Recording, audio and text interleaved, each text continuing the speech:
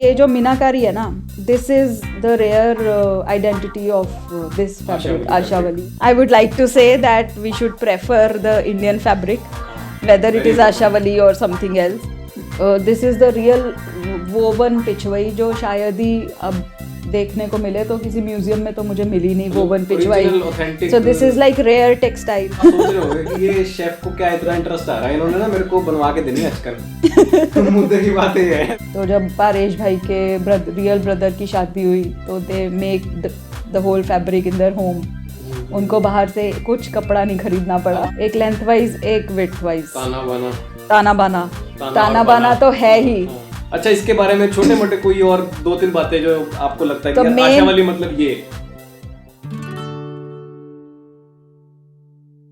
और भी अमीगोस, क्या हाल चाल है, नमस्कार, welcome to our YouTube channel. और लास्ट वीक आपको याद होगा मैंने एक किताब अनाउंस करी थी, लॉन्च हुई थी किताब. तो हमारे साथ वो किताब और उनके लेखक दोनों मौजूद हैं, जो मुझे बहुत खुशी हो रही है बताते हुए कि हमारी बहना डॉक्टर विशु अरोड़ा, उन्होंने ये किताब लिखी है आशावली ब्रोकेड्स.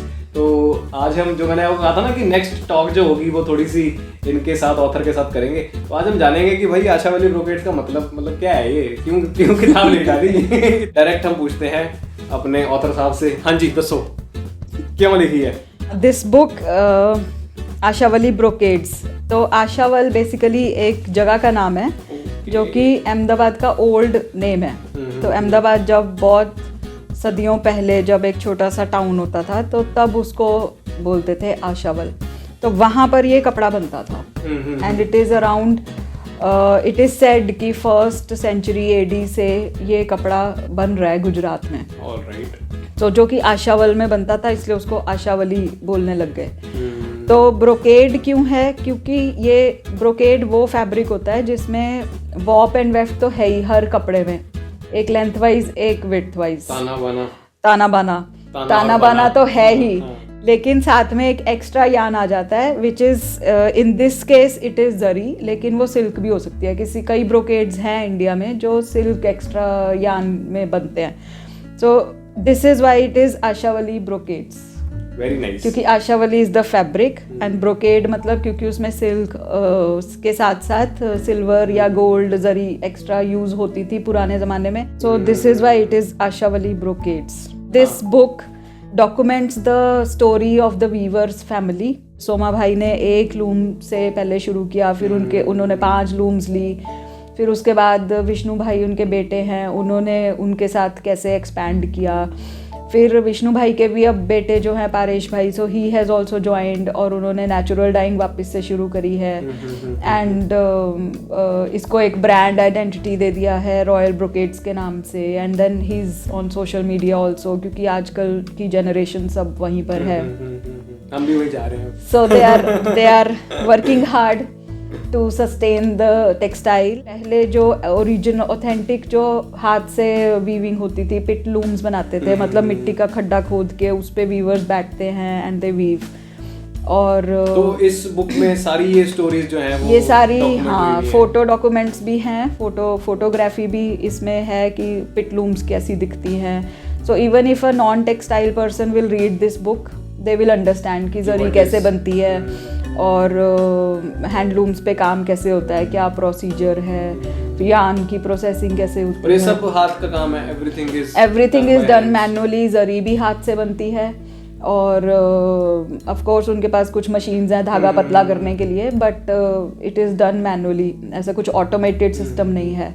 और एक आप मेरे को थोड़ी देर पहले बता रहे थे कुछ कि ये पहले 900,000 लोग थे जो करते थे. आशावल में तो देयर वर अराउंड 900 वीवर्स. आशावल में 900 के आसपास वीवर्स थे.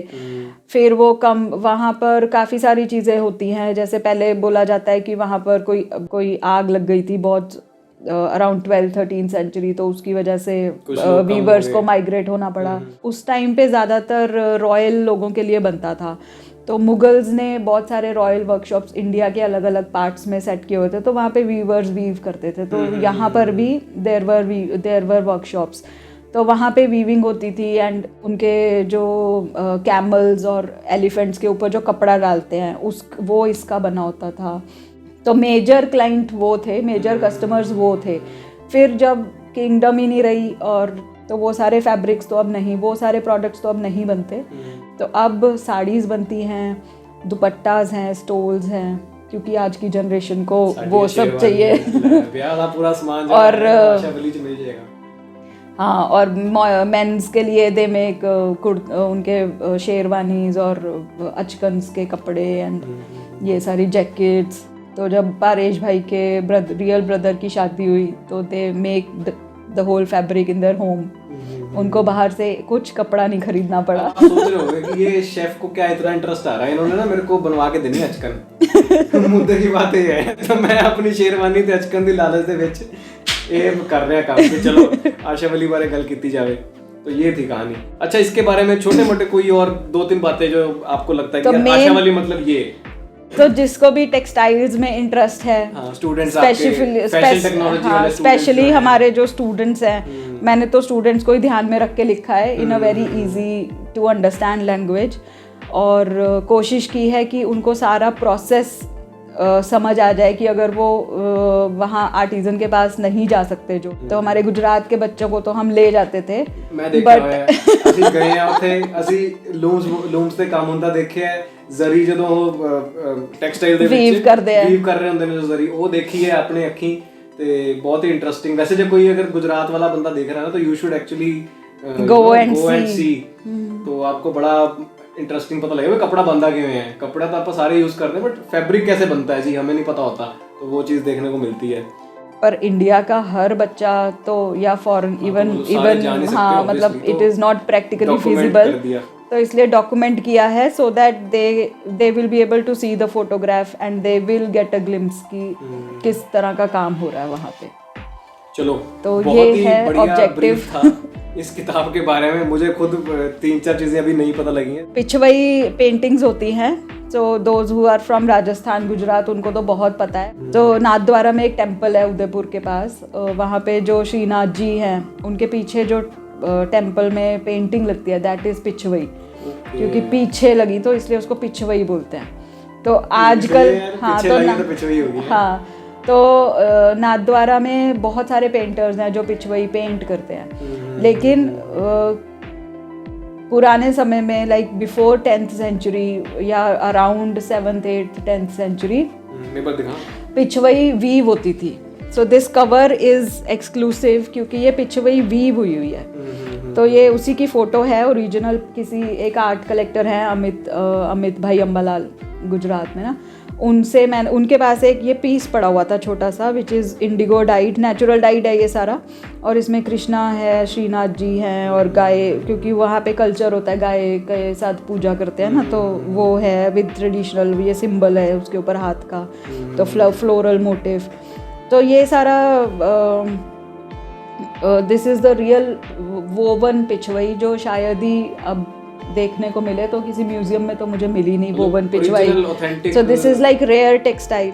और आशा वली की सबसे बड़ी पहचान है ये जो छोटी सी आउटलाइन दिख रही है, मीना, इसको बोलते हैं मीनाकारी का काम, which you don't see in any other brocade. जैसे सुना बहुत है, देखा पहले। मीनाकारी ज्वेलरी भी होती है, वो माइन्यूट जा काम कर दे ना। आशा वली के हर डिज़ाइन में, हर फैब्रिक में मीनाकारी होती है। तो कंट्रास्टिंग कलर से दे फिल द वो, तो पतली सी एक आउटलाइन दिखती है which is very time consuming and very intricate process. और चंदेरी, महेश्वरी, ये सारे ब्रोकेड्स हैं इंडिया के, बहुत सारे हैं। हाँ तो कांजीवरम तो सुना होना है कि बहुत सारा, बहुत वेल रिनोन्ड फैब्रिक है। बट ये जो मीनाकारी है ना, this is the rare identity of this fabric Ashavali. इसमें ही ज़्यादातर दिखाई दी है अभी तक, और कहीं नहीं होती। तो इसकी स्पेशल चीज़ें 2 और हैं। अच्छा, 2 एक तो ये जो कवर पेज है, this and the layout of the book. ये जो भी लेआउट है, जितना भी इसके लिए काफ़ी रीडर्स ने मुझे बोला है कि दिस इज़ वेरी कनेक्टिंग, और आपकी आईज नहीं दुखती जब आप पढ़ते हो because of this layout. And the credit goes to mister R.P. Verma, जिन्होंने ये सारा का टाइटल पेज और लेआउट प्लान किया, एंड जिनकी वजह से ये बुक मार्केट में आई है। तो वो पब्लिशर हैं द ब्राउज़र, चंडीगढ़ में हैं। They cooperated in this pandemic time and they said कि that we will publish So these are the 2 additional brownie points. तो जो एडिशनल ब्राउनी पॉइंट्स थे वो एक्चुअली हमारे शाउट आउट थे, तो मैं जोर से शाउट आउट देना चाहता हूँ मिस्टर आरपी वर्मा को एंड The browser पब्लिशर्स को, जिन्होंने इसमें अपना वैल्यू एडिशन किया है, कंट्रीब्यूशन किया है, और इनकी वजह से ही ये एग्जिस्टेंस में ये शेप आई है।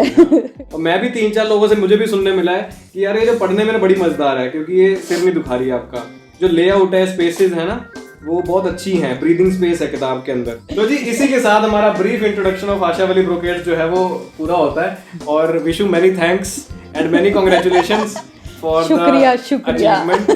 और वाहेगुरु करे कि 25-30 किताबां ਆਪਾਂ ਆਪਣੀ ਲਾਇਬ੍ਰੇਰੀ ਦੇ ਵਿੱਚ ਖੁਦ ਹੀ ਲਿਖ ਕੇ ਪਾ ਦਈਏ।